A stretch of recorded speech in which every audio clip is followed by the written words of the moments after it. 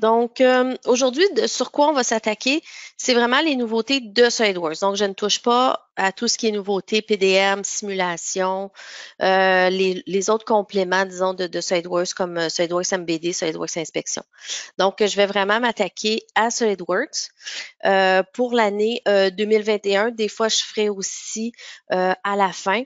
Donc, ce qu'on va regarder ici.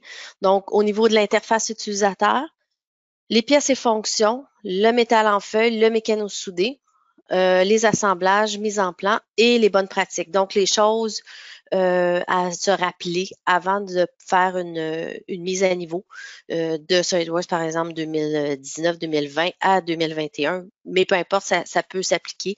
Peu importe si vous êtes dans une version antérieure, vous n'avez pas l'intention de passer à 2021, vous voulez tout simplement passer à 2020 ou 2019. Donc, pour commencer, on va y aller avec l'interface utilisateur. Donc, l'interface utilisateur, ce qui est nouveau, c'est le petit menu ici comme ça. Donc, quand on le remarque, visuellement, on s'en rend pas compte, mais j'ai le bouton qui est ici, qui va me permettre finalement de venir cacher le menu pour me laisser beaucoup plus d'espace de travail. Donc, par exemple, j'ai toujours accès, mais dès que je quitte, il va, euh, il va se cacher et je vais avoir la possibilité de venir remettre la petite, disons, la petite pin. Par la suite, au niveau des couleurs, donc ça, c'est la différence, c'est finalement, c'est ce menu-ci qui va être disponible. OK? Si on regarde une version 2020, vous n'avez pas accès à ces couleurs-là. Et du fait qu'on n'ait pas accès à ces couleurs-là, juste faire quitter. Le fait qu'on n'ait pas, donc finalement, on doit, personnellement, je me suis déjà promenée parce que on a une couleur et on veut la modifier. Donc, des fois, on sait juste que c'est, par exemple, bleu. Donc, il faut descendre un après l'autre parce qu'on ne sait pas nécessairement de quel objet on regarde.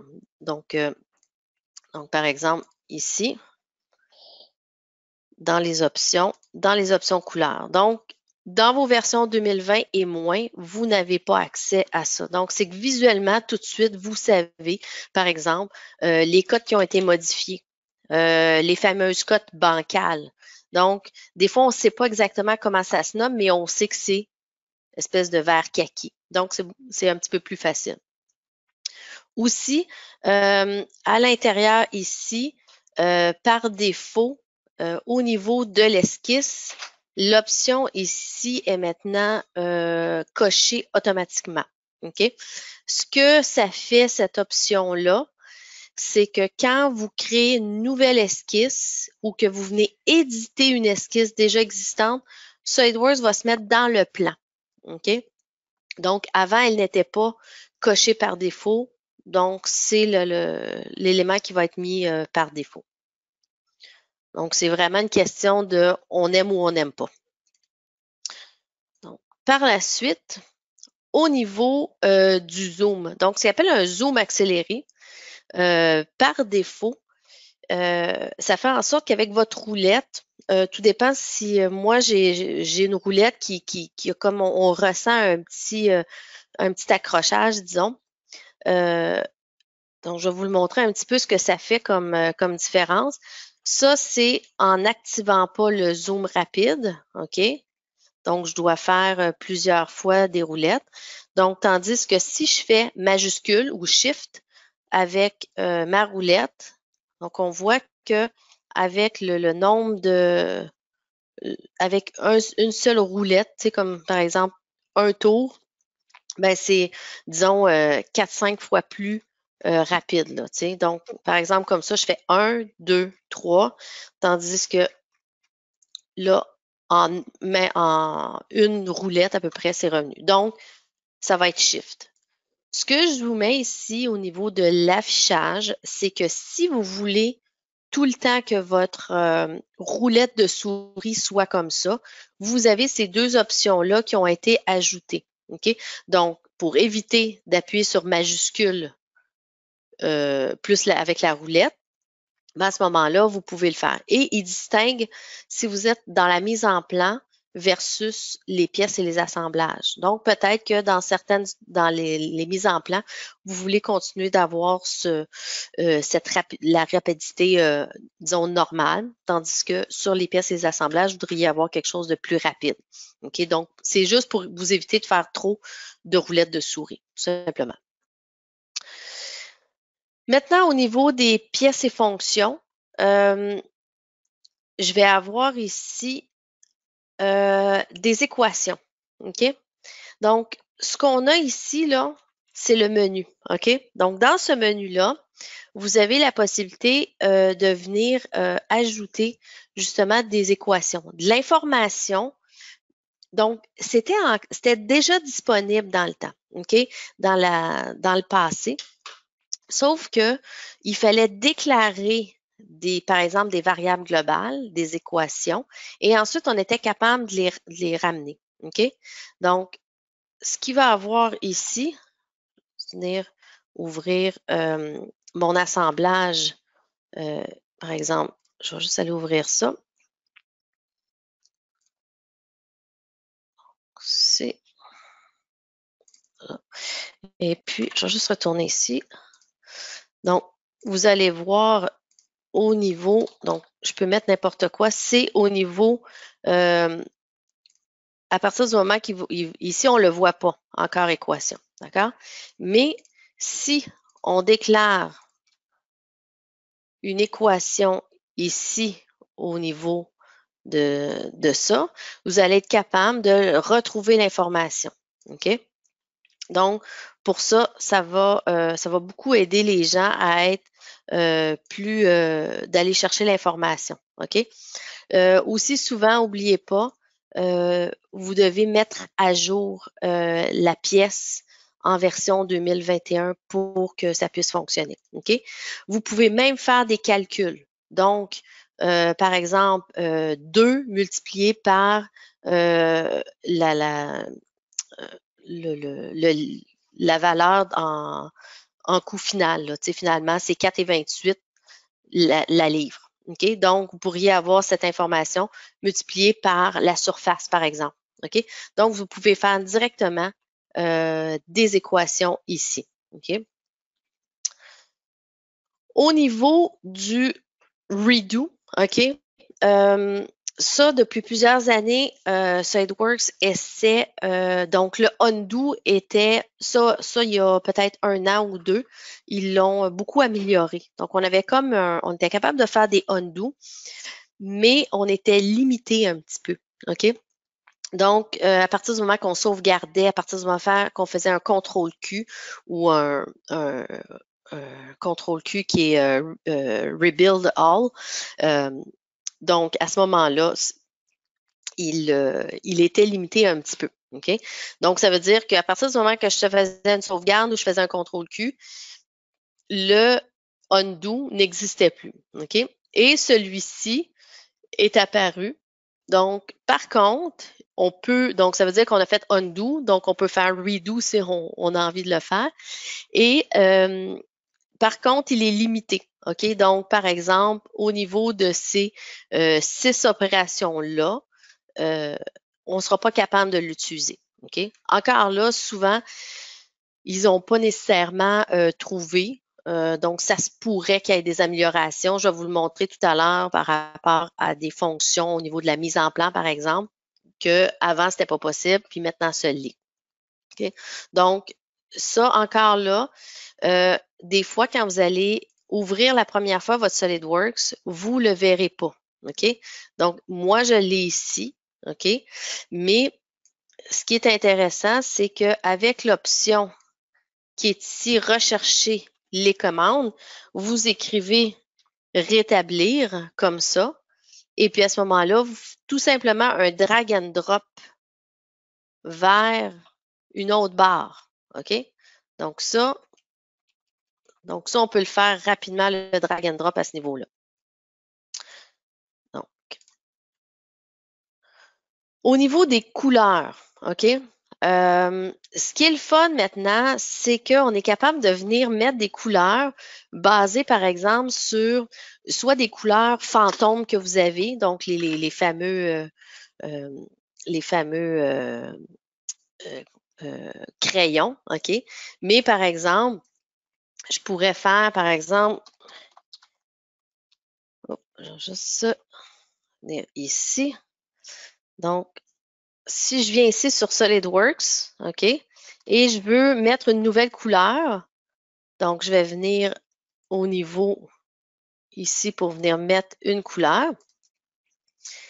Et je voudrais avoir une couleur basée sur un site web, par exemple. Donc, par exemple, ici, donc, juste mettre ça comme ça, que ça soit plus facile avec ça.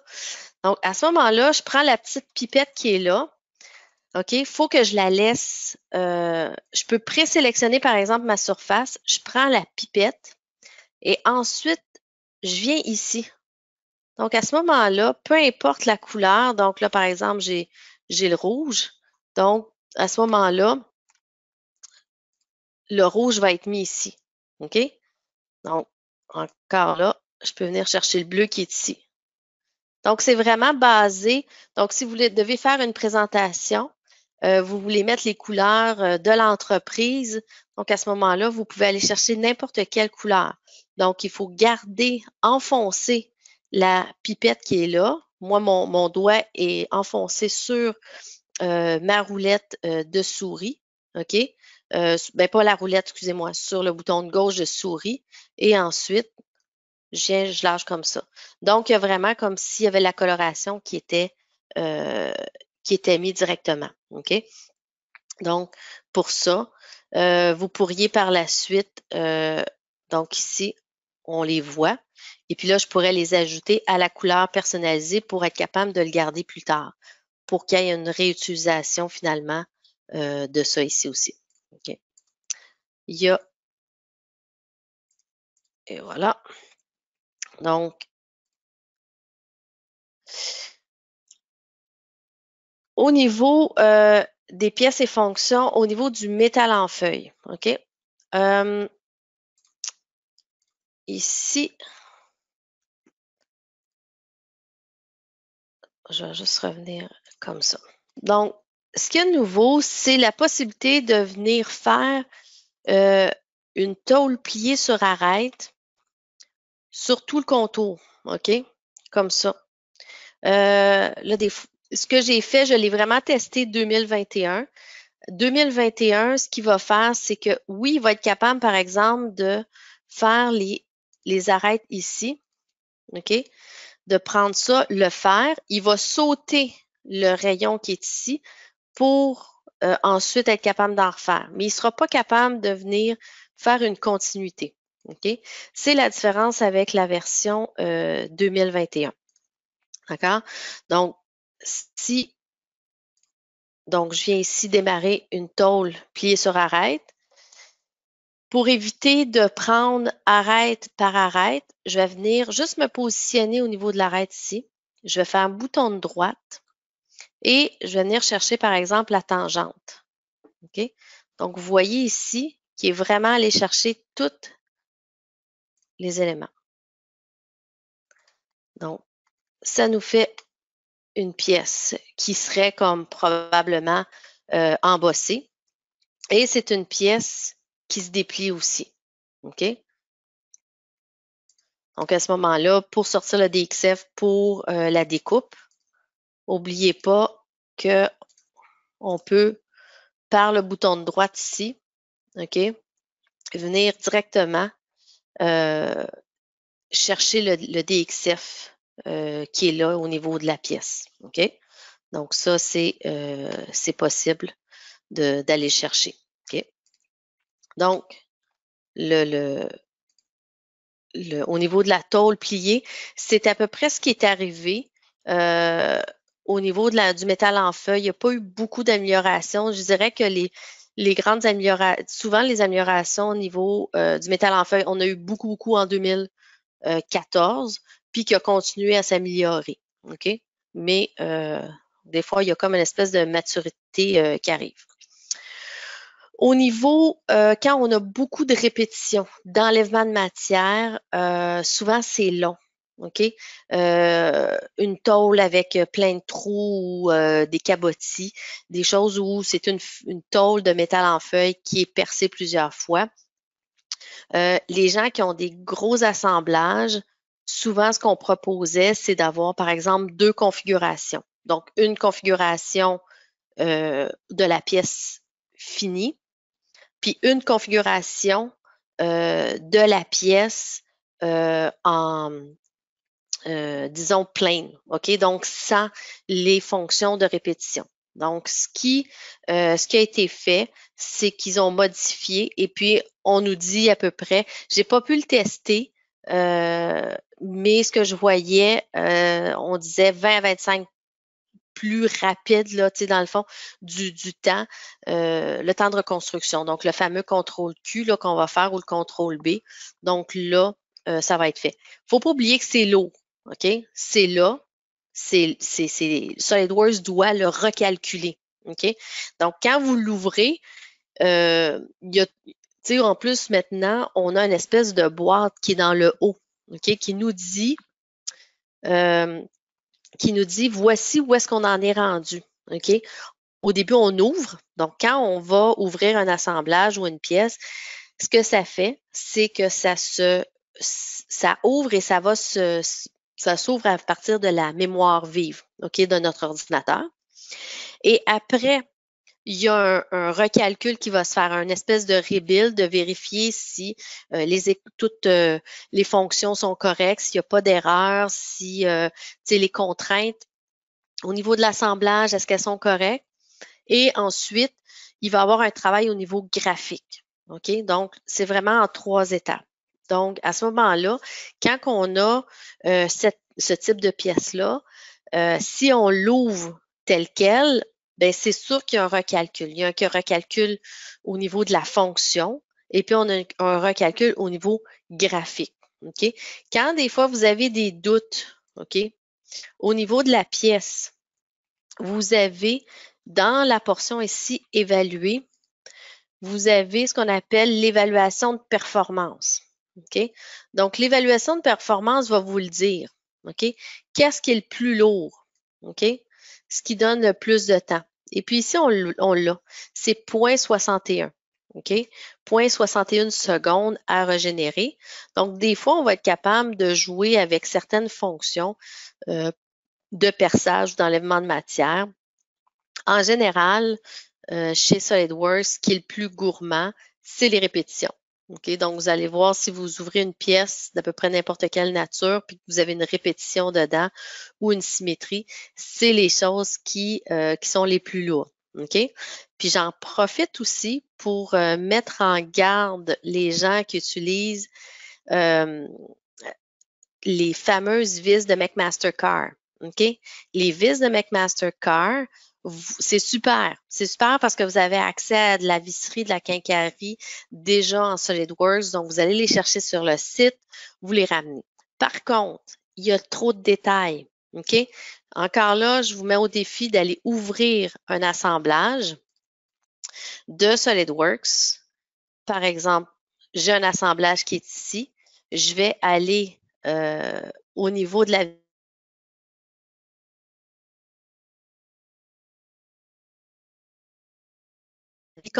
visualisation de l'assemblage, vous allez faire ça, puis vous allez cliquer sur l'icône qui est là, qui s'appelle les performances. Si vous avez des vis de McMaster que vous n'avez pas modifiées, vous allez voir que probablement que dans le haut de la colonne ici, vous risquez d'avoir des vis de McMaster. OK? Donc, des fois, de prendre le temps d'aller enlever tout ce qui est filetage, OK, par rapport à ça. Donc, tout ce qui est comme ça, là, des éléments comme ça, c'est extrêmement gourmand au niveau graphique, au niveau régénération. OK? Donc, ça, je ne pourrais pas faire l'analyse parce que ça, c'est un corps qui est importé. Mais, comme je vous dis, on a déjà fait des analyses chez des clients qui avaient des gros assemblages. Et puis, à ce moment-là, on réalisait que dans le haut niveau, ce qui créait des ralentissements au modèle, c'était des vis de McMaster. Donc, prenez le temps de modifier les filets. Donc, enlevez les filets, enlevez les 45 après les vis. Donc, c'est des éléments. Puis ça, vous pouvez vous baser encore là sur l'outil d'évaluation de performance comme ça. À ce moment-là, vous allez voir, vous ferez la comparaison entre avant et après avoir enlevé le filet. OK? Puis c'est pas parce que c'est la même vis qui est répétée que ça règle le problème. OK? Donc, la vis, si elle est là 10 fois, il faut la régénérer 10 fois. OK? Donc, c'est sûr qu'on la charge dans la mémoire une fois, mais quand elle est répétée, si elle est là 10 fois, on doit la régénérer et les régénérer graphiquement aussi 10 fois. Donc, le mécano soudé et le système de structure. OK? Il y en a deux. Donc, le mécano soudé, c'est celui probablement que la grande majorité d'entre vous connaît. Sinon, il y a ce qu'on appelle les systèmes de structure. Je vais en parler rapidement. C'est quelque chose qui est apparu en version 2019. Et évidemment, il faut que vous l'ayez. Alors, juste aller ouvrir la pièce en question. OK, celui-ci. Donc, l'icône, c'est ici. C'est système de structure. Probablement que si vous allez ouvrir, même dans votre version 2019-2020, probablement que vous ne le voyez pas dans le mécano soudé. OK? Donc, à quoi ça sert ou qu'est-ce que ça fait?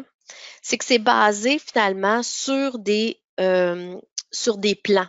Donc, si vous avez deux plans qui viennent disons,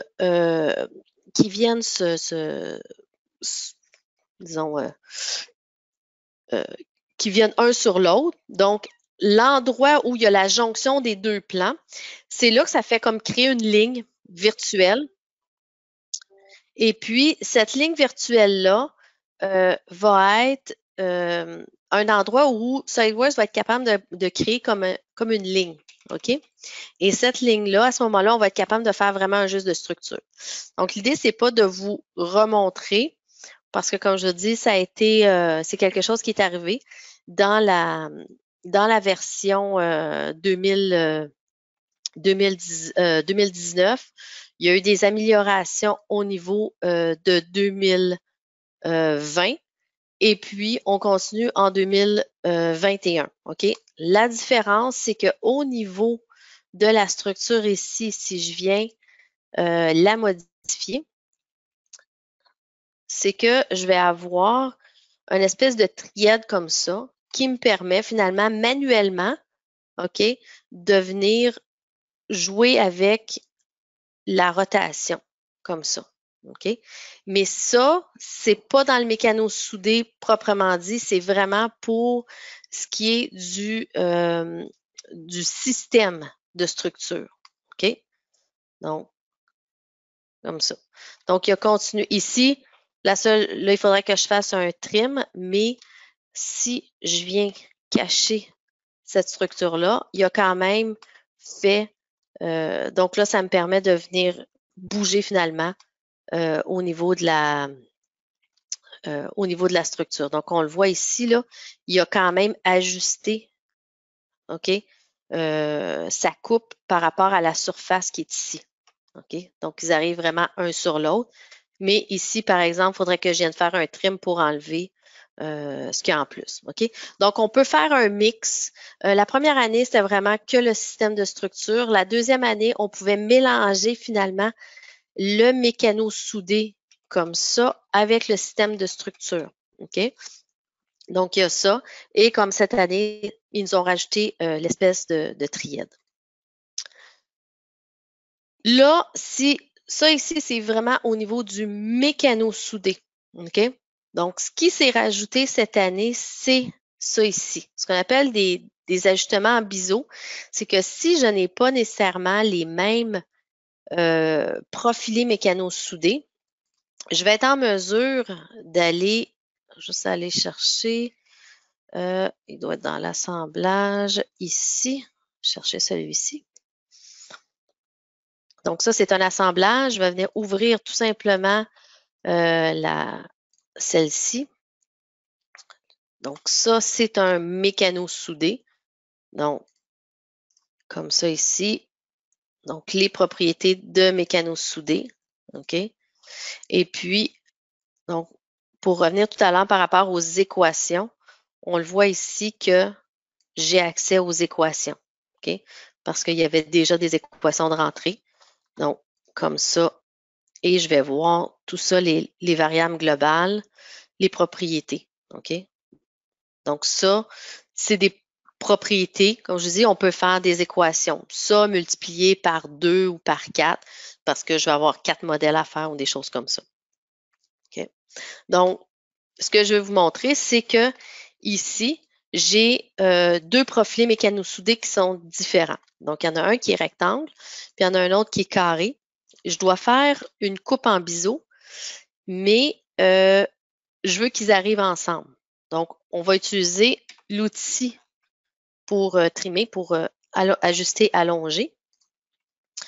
Donc, je vais sélectionner le premier, le deuxième, et ça va être avec l'option qui est ici. En utilisant l'option qui est ici, je vais avoir ça qui va venir s'activer. Donc, celui-ci, c'est comme s'il n'en tient pas compte et il fait un réel 45 degrés. OK? Tandis que là, c'est qu'il va venir chercher exactement l'endroit où les deux surfaces vont venir s'ajuster. Donc, voilà. OK? Donc, par exemple, si je viens juste ici, là. Donc, ici, ce n'est pas un 45 degrés. Je pense que c'est 33 degrés. Donc, c'est là l'avantage. OK? Donc, c'est sûr qu'on pouvait y arriver avec les versions 2020 et moins, mais il fallait faire de l'enlèvement de matière pour arriver à un truc comme ça. OK? Donc ça, c'est vraiment avec la fonction de ajuster. OK? Ajuster, prolonger. Donc, si je le fais ailleurs, donc, si je le fais comme ça, par exemple, avec l'autre quart qui est ici, il va comme juste enlever la portion. D'accord? Parce que là, comme ça, vraiment, il va venir le couper comme ça. Donc, ce que vous avez dans les versions antérieures, vous allez être capable de le faire comme ça, 45, mais pas pour que les deux quarts viennent bien s'ajuster un à l'autre. OK? Et voilà. L'autre aussi, ça, vous allez le retrouver dans votre version 2020. OK? Souvent, SolidWorks vont nous faire des petits aperçus, des petits cadeaux où, dans le fond, c'est qu'ils font une analyse en disant bof, on peut l'ajouter dans le dernier Service Pack. Parce que faut comprendre que le développement, par exemple, de 2021 a commencé probablement en janvier, février, mars. Et puis, disons que les versions bêta on commence à les voir apparaître au mois de juillet-août. OK? Mais en même temps, par exemple, le 2020 continue son développement. Souvent, le SP5 de 2020 va, par exemple, là, je parle de 2020, le SP5 de 2020, il est sorti à peu près le mois d'octobre-novembre, en même temps que la version 2021 qui arrive. Donc, souvent, il y a ça va comme se juxtaposer. C'est la fin, disons, du développement de la version 2020 avec la continuité du développement de 2021. Donc, ce qui va arriver, c'est que en faisant ça, des fois, l'impact au niveau du développement, elle est mineure ou c'est très facile de le faire. Donc, comme je vous dis, ça, vous allez le voir si vous ouvrez, si vous avez une pièce d'ouverte, vous allez ouvrir une pièce et vous allez dans les propriétés du document, dans Construction soudée, vous allez voir ça. SP5, il me semble. Le hic là-dedans, c'est que il est pas, il y a un petit bug dedans. Et puis encore là, je l'ai réessayé avec mon SP1. Il y a encore des problèmes. Et puis, j'ai téléchargé hier, mais je n'ai pas pu compléter mes tests au niveau d'SP2. Donc, je vais vous expliquer qu'est-ce que ça fait. C'est qu'on le voit ici, c'est que ça va me donner, il va me sortir la description. Par exemple, au niveau du mécano soudé, Je l'ai aussi pour les pièces de tôlerie ou pour ce qu'on appelle une pièce générique. Donc, par exemple, une pièce de métal, une patte ou quelque chose finalement que vous avez découpé dans une plaque d'acier, qui est une plaque, par exemple, de 2 pouces et demi par 2 pouces et demi, par exemple. OK? Donc, si je reviens ici, dans celui-ci, donc, dans les propriétés, je vais juste vérifier, je ne l'ai pas ici. OK? Donc, on voit bien que le ID des pièces ne sont pas là.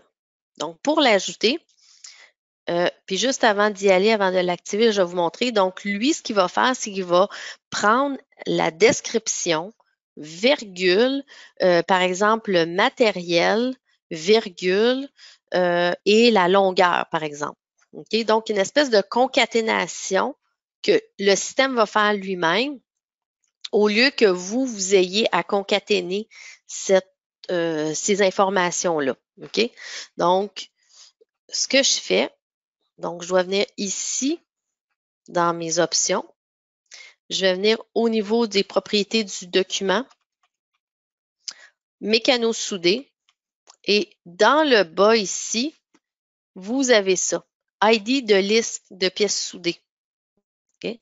Donc, vous voyez que si j'ai une structure de pièces soudées comme ça ici, ça va m'écrire la description, le matériel, la longueur, l'angle numéro 1, l'angle numéro 2, la direction et l'angle de rotation. OK? Est-ce que vous avez besoin de tout ça? Ça, c'est à vous. Si vous n'en avez pas besoin, vous pouvez enlever l'information. OK? Si à un moment donné, vous ne vous rappelez pas de c'était quoi qui était écrit, vous pouvez avoir accès à l'aide et puis vous allez avoir l'information. Sinon, donc tout simplement là, de revenir ajouter. Donc, vous enlevez ou vous mettez. Donc, ça va être la même chose. Si c'est de la tôle, donc ça va être la description, le matériel, le bonding box, la longueur fois la largeur avec le nombre de bennes, par exemple, le nombre de plis, puis le rayon du pli. Tu sais, je dis, ah ben ça, j'en ai pas de besoin. Je fais delete, j'enlève la virgule, puis je fais OK. OK? Donc là, il est activé. Donc, le fait qu'il soit activé, je vais venir ici dans Propriétés. Et là, c'est là qu'on vient de voir apparaître le Kotlist ID. Si je viens dans le résumé des propriétés, je vais le retrouver aussi ici. Donc, chacun des corps a eu une information supplémentaire qui est ici. OK? Donc, la tôle, la description avec le matériel. C'est comme je vous dis, la problématique, il y a déjà de l'information, SolidWorks c'est déjà au courant, mais c'est comme s'il y avait une espèce de mélange d'unités mal traduites là, du pouce au millimètre, là, quelque chose comme ça, parce que ici, par exemple, si je reprends celle-ci, si je reviens là, par exemple, ici, c'est la description, OK? Donc, qui est supposé d'être la longueur. Et si je viens chercher la longueur, ici, c'est 6,5, qui ne correspond pas du tout à ça. Comme je vous dis, l'idée est super bonne, mais c'est là qu'il va me rester à vérifier si ça a été corrigé dans le SP2, qui est déjà, là en ce moment, c'est le SP2EV. Donc, c'est pas tout le monde qui le voit. C'est pas tous les clients qui le voient. Donc, moi, parce que même les clients peuvent avoir accès au Service Pack EV qui veut dire Evaluate, en évaluation, là, comme. Donc, à ce moment-là, vous pouvez y avoir accès, mais il faut en faire la demande. OK? Donc, comme ça. Donc, comme je dis, il faut venir le cocher. Si vous le cochez, ça, dans le sens que ça peut être là, vous pouvez l'utiliser peut-être, mais sans les longueurs. Donc, à ce moment-là, ça pourra, mais je veux dire, ça va pas, ça n'affecte pas votre modélisation, quoi que ce soit. C'est vraiment juste des propriétés qui sont ajoutées. Donc, comme je disais, c'est ça qu'on va voir apparaître au niveau du Kotlist. Donc, maintenant, au niveau des assemblages, les références circulaires. Donc, Les références circulaires, ça le dit. Souvent, je prends l'exemple du chien qui court après sa queue. Donc, c'est un élément qui est référencé sur un élément qui, lui aussi, est référencé. Anciennement, SolidWorks le tolérait, dans le sens que c'était là, puis il ne vous donnait pas d'avertissement. À un moment donné, SolidWorks a fini par dire je donne un avertissement et maintenant, il est moins tolérant à ça. OK? Puis c'est normal, c'est que ça boucle. OK? Ça peut faire planter là, si on ne l'arrête pas. Donc, ce qui arrive, c'est que dans l'outil d'évaluation de performance, OK, ce que je vous ai montré il n'y a pas longtemps ici. Donc, l'évaluation de performance qui est ici. Donc, ça encore là, c'est des outils qui sont là, qui sont disponibles pour vous, qui va vous dire c'est quoi les fichiers qui prennent le plus de temps à ouvrir. OK? Donc, on fait pas de la, quand on arrive, vous avez les gens vont appeler, dire, hey, le modèle, il est lourd. Je ne comprends pas, j'ai rien fait. Puis souvent, ce qui arrive, c'est que les gens sentent cette espèce de lourdeur au moment du dessin. Parce qu'au niveau de l'assemblage, c'était encore tolérable. OK?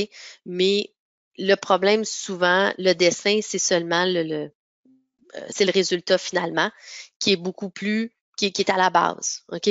Comme je vous dis, il y a des fois où la base, c'était la fameuse vis McMaster qui donnait une lourdeur à toute l'espèce de processus parce que les filets demandaient beaucoup. Là, on parle de s'il y a 5000 pièces, puis là-dedans, il y a 1000 vis de McMaster avec des filets.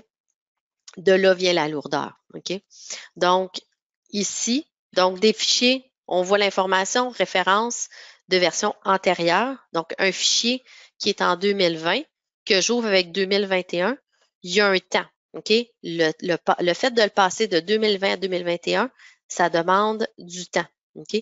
Donc, ça aussi, c'est des recommandations qu'on va faire.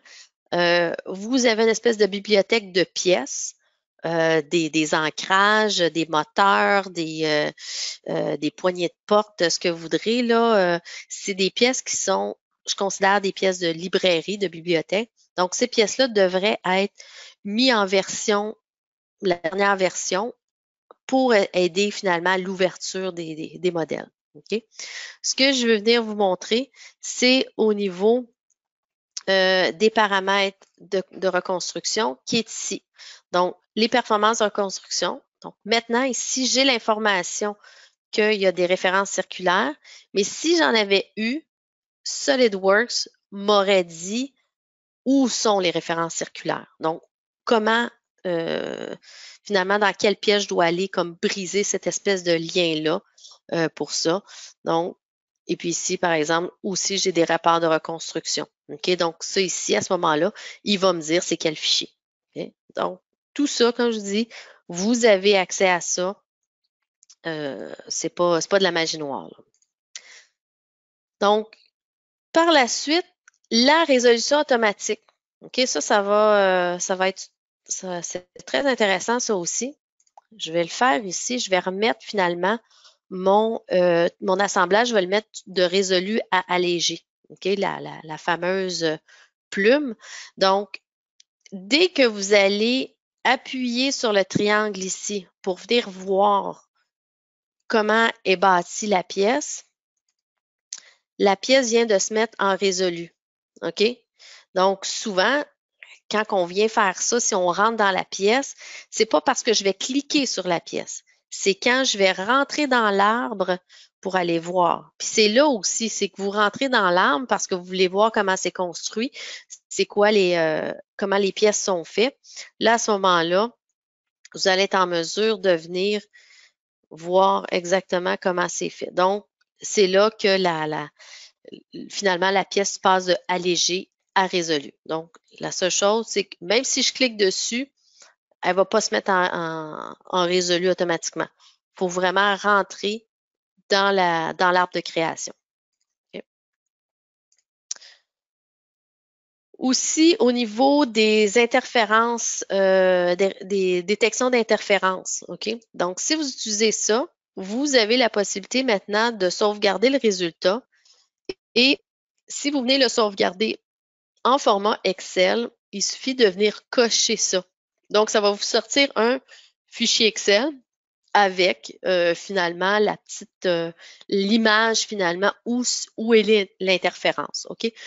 La même chose, être capable, depuis 2 ans à peu près, vous pouvez le faire avec le BOM.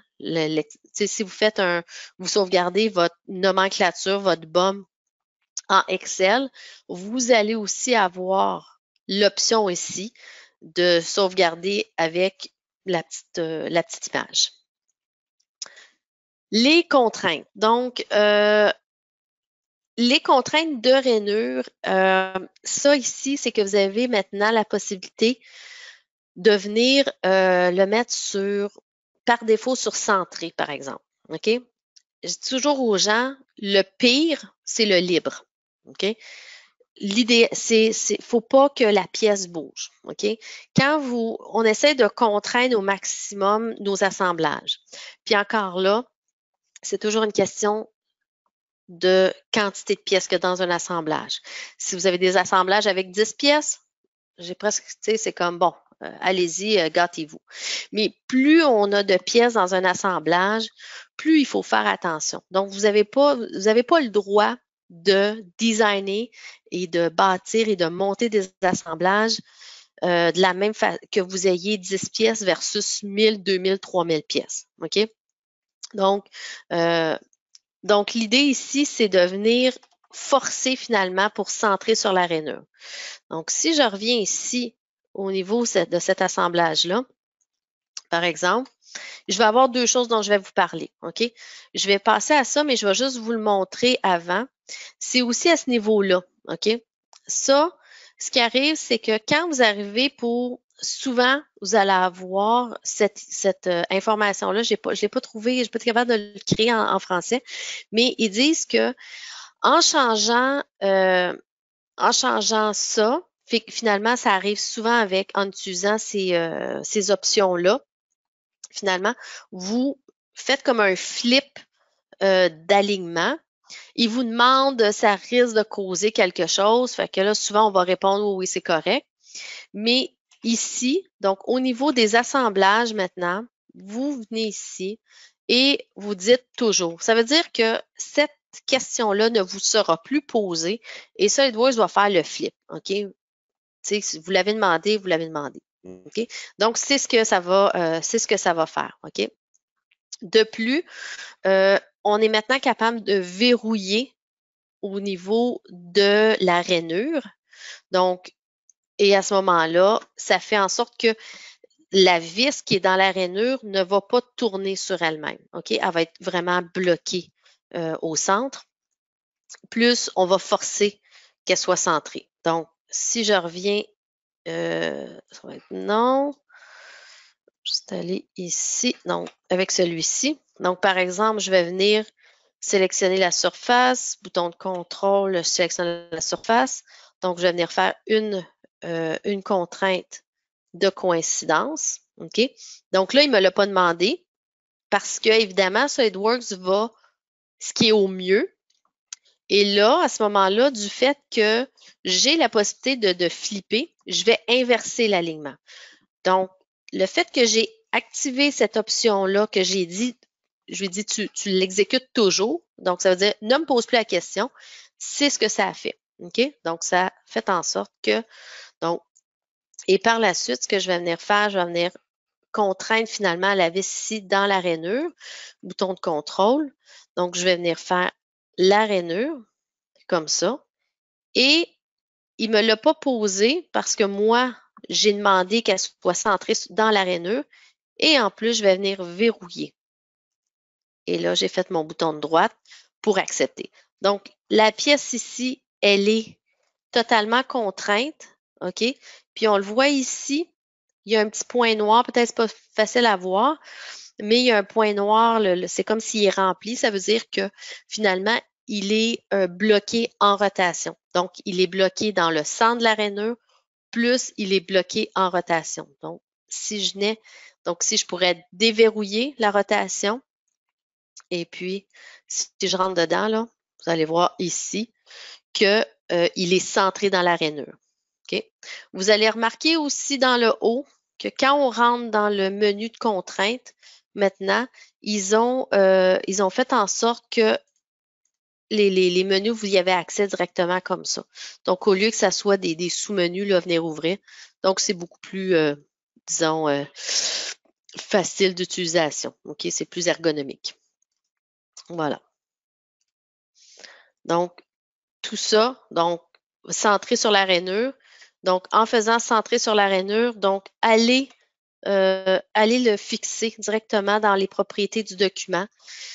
N'oubliez pas que tout ce qui est propriété du document est relié au template. Donc, vous allez devoir ouvrir votre template de SolidWorks, aller faire cette modification-là et ensuite resauvegarder. OK? Donc, parce que sinon, vous allez devoir le faire à toutes les fois. Donc, c'est la même chose que je vous ai parlé là, il y a quelques minutes pour ce qui est du ID. OK? Par exemple, ça ici, si vous voulez que ça soit toujours là, bien, vous devez l'activer, aller sauvegarder ça dans dans votre template de pièces. OK? Voilà. Donc, au niveau de l'assemblage aussi, ça ici, l'option qui vient d'apparaître, qui permet de synchroniser la configuration des composants répétés avec l'origine. Donc là, c'est comme un grand mot. Ce que ça veut dire, c'est que quand vous avez une répétition de pièces, comme ça ici, vous avez, donc ça ici, c'est la première pièce. J'ai accès au menu pour venir changer la configuration. Et puis, les pièces qui sont ici sont théoriquement, sont des patterns. OK? Mais on voit que ça n'a pas changé. Pourquoi? Parce que quand on clique sur, je vais juste aller l'ouvrir ici, ça ici.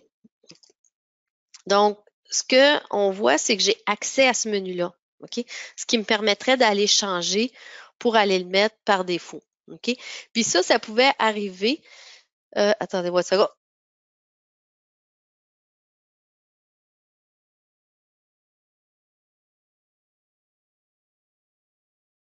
C'est moi. Donc, ce qui va faire en sorte que si je viens éditer ma répétition, comme ça ici, ici doit résoudre. OK. Donc, ce que ça va faire, c'est que en faisant la synchronisation, on a vu que ce sont déjà modifiés. Ça veut dire que dans le futur, je pourrais pas, je pourrais pas le changer. OK? Donc, ça vient comme bloquer la possibilité que j'accroche une de ces pièces-là en disant, ben, je vais changer la configuration. OK? Donc, c'était déjà disponible dans le sens que si je rentrais ici dans les propriétés, euh, donc finalement, je pouvais venir jouer avec ces options-là. Par contre, en faisant la synchronisation, ça fait que ça vient griser ces options-là. OK? Donc, si j'enlève la synchronisation, je vais être encore capable de le faire. OK? Donc, là, maintenant, j'ai plus la possibilité parce que, disons, le parent, je lui ai dit, c'est toi qui lead la parade, là. Donc, ça va être pour ça. Donc, ici, par exemple, si je viens changer celui-ci, donc, les autres vont changer automatiquement. Et puis, encore là, ici, je ne peux plus venir le changer. Le menu est plus là, est disparu. Donc, la mise en plan. La mise en plan, ce qu'ils ont fait, c'est qu'ils nous ont rajouté l'accès au menu contextuel. Celui-là, vous y avez déjà accès. Par contre, si vous faisiez des esquisses, vous n'y aviez pas accès. OK? Et ça, c'est nouveau de 2020, ce qu'on appelle, donc pour laisser comme des espèces de notes. Je vais aller ouvrir une mise en plan. Donc, je vais juste faire ça. Je pense que je peux peut-être ouvrir celle-là, qui n'est pas trop longue. Donc, c'est ce qu'on appelle les marquages. OK? Les marquages permettent à un utilisateur, s'il y en a qui ont ça, là, par exemple, les espèces de tablettes Microsoft, ça va fonctionner. Mais parce que bon, les surfaces de Microsoft on peut installer du SolidWorks. Donc, par exemple, je peux dessiner des trucs comme ça, puis laisser l'information comme ça. Ce que ça fait, c'est que ça va me donner un marquage. Le marquage peut être réorienté. OK?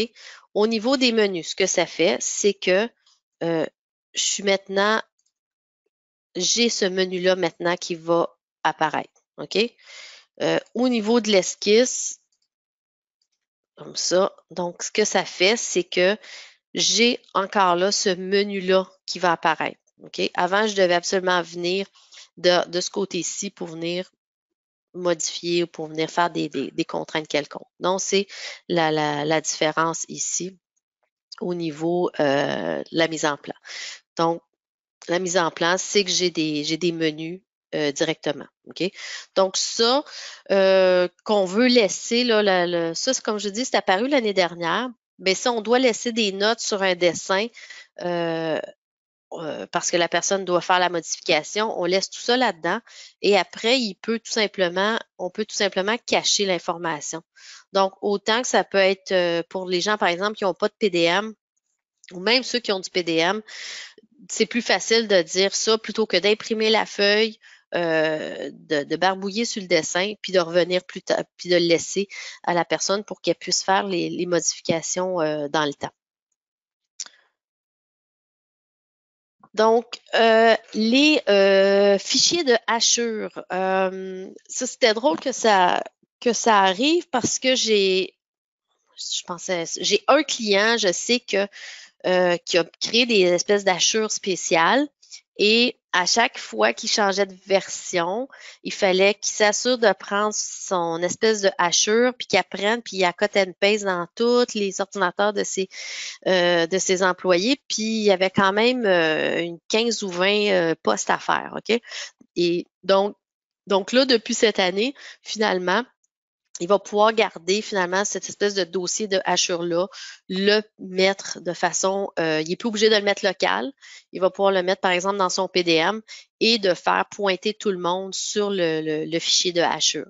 Donc, c'est sûr qu'il y a le fichier de hachure standard qui vient avec SolidWorks, mais lui, ce client-là, c'est qu'il avait vraiment créé une hachure pour lui. Donc, ça, les emplacements de fichiers, il va venir le mettre, puis ça va être réglé dans ce cas-là. Le mode en détail qu'on appelle le mode de détail, à quoi ça sert? Encore là, c'est quelque chose qui est apparu entre version 2020. OK? Encore là, pour être capable de l'utiliser, il faut que le document soit sauvegardé, par exemple, en 2020. OK? Comment vous allez le voir apparaître? Donc, encore là, vous seriez en mesure, je vais juste aller fermer quelques petits trucs pour éviter.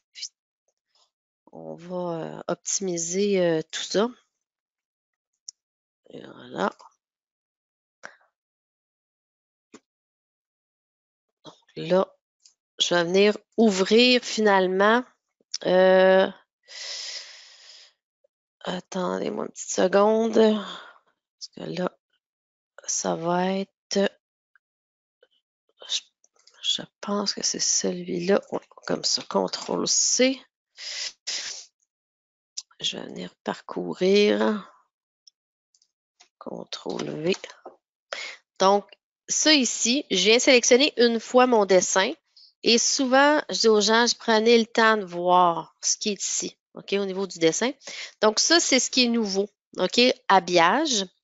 Ce que ça va faire, c'est que ça va ouvrir rapidement, OK? Ça va faire une espèce de déconnexion entre le modèle 3D et la mise en plan, OK? Et l'espèce de technique à avoir, c'est de faire une nouvelle mise en plan avec toutes les vues, OK? Les vues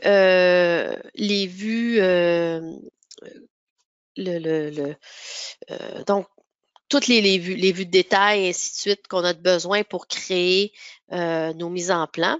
Et ensuite, on va être capable de faire des vues de détail. Donc, vous voyez ici, il y a un A. OK? Donc, le A veut dire que c'est une vue d'annotation. Ce que ça fait, c'est qu'en ce moment, le dessin, la mise en plan ne va pas interroger le 3D. OK? Il ne va pas vérifier, y a-t-il eu des modifications, quoi que ce soit. OK? C'est un petit peu l'ancêtre de, si je reviens ici, puis je réouvre celui-ci, OK? Quand je parle d'ancêtre, c'est qu'avant, on faisait enregistrer sous, et puis peut-être que, attendez, enregistrer sous,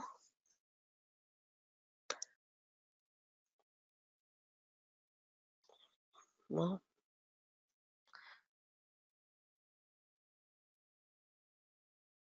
OK. Donc, la mise en plan détachée, OK? C'était une option possible pour les clients qui avaient de très gros dessins avec plusieurs vues de détail, plusieurs vues de coupe, vues rognées, ainsi de suite, OK? Avec plusieurs pages, OK? Ce que ça faisait, c'est, je peux le faire, c'est que vous allez voir apparaître comme deux maillons de chaîne brisés. OK? C'est l'équivalent de la vue d'annotation. Juste là, il est en train de le créer. Donc, comme ça. Donc, il a fait sa mise à jour. Puis, si je venais le réouvrir, il y aurait deux petits maillons. OK? Donc, les deux maillons fait en sorte que, encore là, c'est détaché. Mais c'est beaucoup plus difficile à gérer. OK? Cette façon de faire-là, parce qu'après ça, il faut faire re-sauvegarder le dessin, pas en mode détaché, mais en vrai mode. Fait que des fois, il y a comme une espèce de petite panique à savoir, hey, est-ce que je vais écraser mon dessin? OK? Donc, la vue détachée, comme je dis, c'est la façon un petit peu détournée d'y arriver. Donc, par contre, maintenant, quand il y a un A ici, ça veut dire, comme je dis, le 3D ne parle pas au 2D. Et qu'est-ce que vous pouvez faire avec ça? Vous pouvez faire de la cotation, vous pouvez rajouter des notes, des états, tout ça a accès. Et depuis cette année, ce que vous pouvez faire, c'est ça ici. C'est trois types de vues-là. OK? Des vues de détail, vues interrompues, vues rognées. OK? Donc, 2020, vous seriez capable de l'ouvrir, mais vous ne seriez pas capable de faire ça. OK? Donc, après ça, j'ai terminé ma cotation. OK? Par exemple, j'ai tout fait ma cotation. Je veux juste m'assurer que Jacques, mon collègue qui travaille sur le même modèle, n'a pas modifié des choses, n'a pas rajouté des choses. À ce moment-là, je fais résoudre la mise en plan. Et ce qu'il fait, c'est qu'il est en train de reconnecter finalement le 3D avec le 2D au niveau de la mise en plan. OK? Donc, vous devriez voir une certaine modification au niveau du temps. OK? Donc, quand vous passez d'une feuille à l'autre, quand vous allez rajouter des notes, à ce moment-là, la lourdeur va être seulement sentie quand vous allez reconnecter les deux pour vous assurer que tout est correct, que tout est là. OK? Donc, comme je dis, si je wrap up là-dessus, là, si je répète, c'est dans le fond, l'idée, c'est que j'ai fini mon 3D, je dois faire la mise en plan. Je fais une mise en plan rapide, juste les vues. Donc, c'est surtout les vues de coupe. OK? Ça, les vues de coupe, vous ne pouvez pas le faire. Donc, vous faites les vues de coupe et après ça, vous sauvegardez, vous fermez et vous réouvrez en mode annotation. OK? Donc là, à ce moment-là, vous allez être en mesure de faire vraiment la cotation. Bon, j'ai pas été chanceuse. Donc, celle-là, ça marche. Donc, je vais faire terminer. Juste le réouvrir. 2021. Et voilà. OK? Donc, c'est l'icône qui va vous apparaître. Ensuite, maintenant, au niveau de la performance, vous allez avoir cette option-là qui est maintenant par défaut. OK? Ça, c'est apparu en 2019. 2019, c'est en mode bêta. 2020, il était là, mais il était décoché, donc vous pourriez aussi le tester.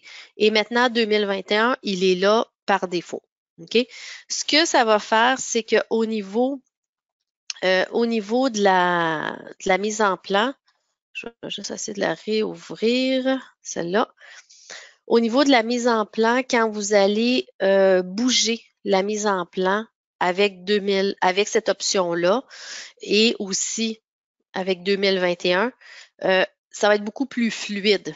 OK? Tandis qu'avec les anciennes versions, c'est qu'il y a une espèce de saccage. Ça va être comme être saccadé un petit peu au niveau de la mise en plan quand vous allez la promener. Donc, c'est ce que ça va faire. Par contre, dans certains cas, il va falloir le décocher. OK? C'est encore, comme je dis, c'est encore en développement. Pour certains clients, ça cause plus de problèmes que d'autres. Donc, c'est une option des fois à avoir, plus pour ce qui est de ça. Là, je vais juste. Donc, ce que je veux dire, c'est que, vous voyez ici, là, je me promène avec donc, ça reste quand même, c'est un dessin avec quatre vues comme ça. OK? Quatre feuilles. Comme je vous dis, c'est que au niveau de me promener, tout ça, c'est beaucoup plus fluide. OK, avec cette option-là. Tandis que si vous feriez la même chose avec votre version 2020, ou même si moi je décochais l'option, les images vont être un petit peu saccadées. Il faut comme j'attende que ça arrive et que ça revienne. OK? Donc, pour télécharger, donc les bonnes pratiques pour terminer. Donc, on va toujours suggérer aux gens d'aller télécharger au complet le DVD. OK? Autant un client même s'il est seul, on va dire télécharger. OK? Pourquoi? Parce que si à un moment donné, il y a une réparation à faire, ça va être beaucoup plus rapide. OK? Des fois, il va manquer des fichiers, des choses comme ça. Donc, on télécharge au complet. Je vais vous envoyer aussi, là, j'ai fait des vidéos sur YouTube, exactement. Comment télécharger SolidWorks, comment mettre à jour le serveur de licence, comment mettre à jour PDM. Donc, ça, c'est assez nouveau. On l'a fait il n'y a pas longtemps. Et comment installer SolidWorks de façon individuelle, disons les meilleures pratiques. OK? Donc, en premier, on va télécharger. OK? Ensuite, si vous avez, c'est sûr que si il y a dans certains cas où le SNL aussi, si vous avez du PDM, donc PDM automatiquement travaille avec le SNL qui est le Solid Networks License Manager. Celui-là, vous pouvez le mettre à jour des semaines, des mois à l'avance. OK? Si j'ai un SNL 2021, je vais être capable de supporter des licences 2020, 2019, 2017, 2016, 2013. OK? Donc, ça, c'est vraiment pas un problème. Souvent, on va dire aux gens, faites-le des semaines à l'avance. Un SNL SP1, SP2, SP3, ça, depuis ma version, j'ai jamais été, il n'y a jamais eu de problème. Tu sais, j'ai déjà eu des clients qui avaient un SNL SP0 pour gérer des licences qui étaient installées sur les postes en SP5. OK? Le SNL, là, théoriquement, il n'y a pas de mise à jour là-dessus. Là. Ils mettent un numéro SP2, SP3, mais je ne suis même pas certaine qu'il y a une ligne de code qui change là-dedans. OK? Sauvegardez vos paramètres. L'assistant pour copier les paramètres. OK? Ça, j'espère que tout le monde connaît ça aujourd'hui, qui est l'assistant pour copier les paramètres. OK? Donc, vous allez le retrouver ici ou sinon dans les outils. Des fois, tout dépend si vous êtes en anglais ou en français. Outils SolidWorks, assistant pour copier les paramètres. Qu'est-ce que ça fait, ça? c'est que ça va sauvegarder les options de SolidWorks, si je fais suivant, les options du système, qui est tout ce qui est dans la roulette, ou tout ce qui est vos arrangements de barres d'outils, de boutons, de raccourcis et tout ça. OK? J'insiste beaucoup là-dessus sur les raccourcis, sur les façons de gérer vos barres d'outils. On a autant qu'on va avoir de façons différentes. Tu sais, dans le fond, je dis toujours, mettez votre poste à votre main. La façon que vous allez être le plus performant, vous allez être capable de vous retrouver le plus rapidement. OK? C'est pour ça que souvent, je vais dire aux clients, vous commencez par en sauvegarder un qui s'appelle Options système, qui lui devrait appartenir à l'entreprise. OK? Les emplacements de fichiers, où est-ce que se trouvent les templates, si on utilise la norme ISO, la norme ANSI, c'est quoi les longueurs de flèches, tout ça, ça va être sauvegardé là-dedans. C'est vrai qu'il y a certaines options qui sont là-dedans qui deviennent un peu plus personnelles. OK? Ensuite, moi, utilisateur de SolidWorks, je vais faire ça et je vais sauvegarder le fichier en décochant Options du système. Donc, tout ce qui est ici, c'est mes raccourcis, c'est de la façon que mes barres sont installées, disons que c'est mon setup personnel. OK? Donc, ça, on va le faire. Et puis, donc là, puis ça, on peut le faire aussi de temps en temps. Là, dès qu'on modifie quelque chose au niveau des raccourcis, vous allez être capable de le voir. Donc, les raccourcis, là aussi, ici dans Personnaliser, là, il y a au niveau des barres d'outils, vous allez être capable de venir modifier toutes vos barres d'outils. Par la suite, là, il y a comme parti dans une boucle. OK, ça, les paramètres. Et n'oubliez pas, SNL, on met ça à jour en premier. Si vous avez du PDM, on met à jour en premier le PDM et ensuite SolidWorks. Si vous faites tout ça dans la même journée, il n'y a pas vraiment de problème, mais si vous voulez minimiser le temps où les gens n'ont pas accès au modèle 3D, l'idéal, c'est de mettre à jour le PDM en premier et ensuite SolidWorks. OK?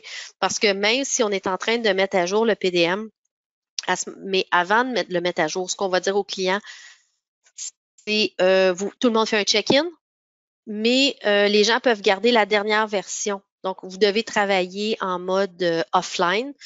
Donc, vous êtes coupé du serveur PDM. Vous pouvez continuer à travailler. Dès que le PDM est mis à jour, vous pourrez refaire un check-in de votre dernière version et ensuite mettre à jour votre SolidWorks. OK? En ce moment, au niveau de PDM, au niveau de SolidWorks et tous les produits SolidWorks, c'est le SP 2.0 qui est en version EV. En général, peut-être d'ici une semaine ou deux, le SP2 va être disponible. Okay?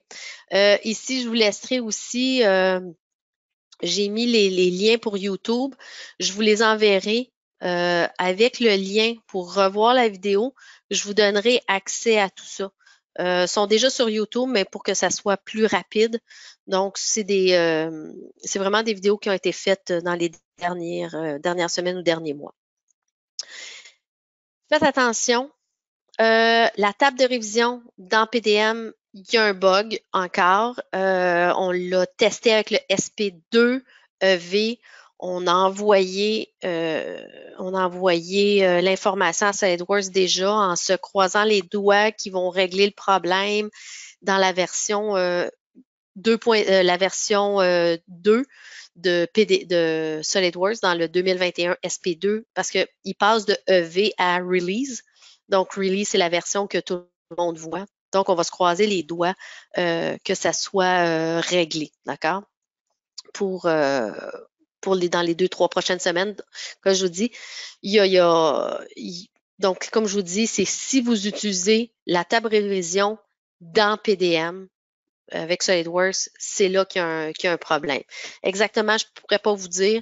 Il faudrait que ce soit un de mes collègues là, qui communique avec vous pour ça.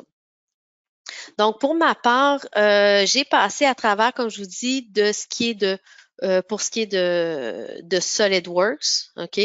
Euh, et puis, s'il y a quoi que ce soit, vous pouvez toujours nous rejoindre au bureau. Le support technique est toujours accessible de 8h30 à 5h. En dehors des heures de bureau, s'il y avait des urgences, souvent je dis aux clients, des urgences, essayez-vous. En général, on va répondre assez tard le soir. Si vous faites, comme je vous dis, il y a un, il y a un network, le SNL fonctionne plus, vous avez des gens qui sont en train de travailler. Vous appelez en dehors des heures d'ouverture, vous faites le zéro. En général, il y a deux personnes qui vont répondre sur leur cellulaire. Fait que, et puis, le, le, le- si vous avez aussi des doutes, vous faites une mise à jour. Souvent aux gens, je dis, tu sais, appelez. Appelez, ça coûte rien. Des fois, on préfère quand vous avez certaines questions, on préfère avoir un appel de votre part plutôt que d'être obligé de ramasser un petit peu les pots cassés parce que l'installation s'est mal faite ou on a eu des problèmes. Fait que soyez à l'aise. Donc, est-ce que s'il y en a qui ont des questions, moi je vais répondre à vos questions.